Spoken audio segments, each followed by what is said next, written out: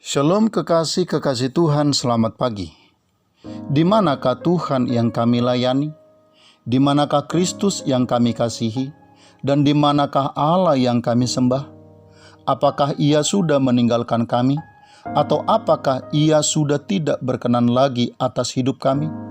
Kekasih-kekasih Tuhan, barangkali itulah suara yang ada di dalam benak dan batin beberapa orang anak-anak Tuhan yang saat ini sedang dalam pergumulan, penderitaan dan kesusahan hidup yang berat karena musibah yang besar yang menimpa hidup mereka. Tuhan memang seolah tidak ada, bahkan seolah tidak berkenan kepada mereka, karena Tuhan sudah mengizinkan penderitaan yang sangat berat melalui musibah yang ada menimpa hidup mereka.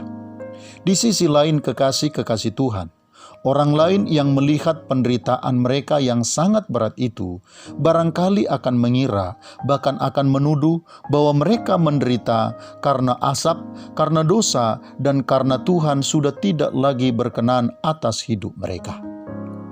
Kekasih-kekasih Tuhan, di dalam Lukas pasal 13 ayat 1 sampai ayat yang kelima diceritakan, beberapa orang datang kepada Yesus membawa kabar tentang orang-orang Galilea yang darahnya dicampurkan Pilatus dengan darah korban yang mereka persembahkan.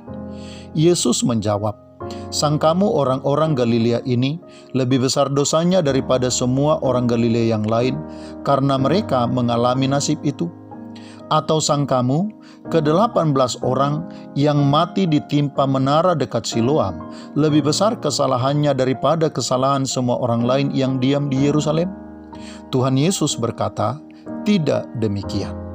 Kekasih-kekasih Tuhan, musibah, penderitaan, dan kesukaran hidup yang berat tidak selalu sebagai akibat dari dosa, pelanggaran, dan kejahatan. Juga tidak selalu sebagai bukti bahwa Tuhan telah meninggalkan dan tidak lagi berkenan kepada umat-Nya. Musibah, penderitaan, dan kesusahan hidup justru sering sekali sebagai alat Tuhan untuk membentuk dan memurnikan pengiringan serta pengabdian seseorang akan Tuhan. Melalui musibah, penderitaan, dan kesukaran, Tuhan seringkali membentuk dan memurnikan serta menyadarkan setiap orang tentang kebutuhannya akan Dia. Selamat pagi, Tuhan Yesus memberkati. Shalom.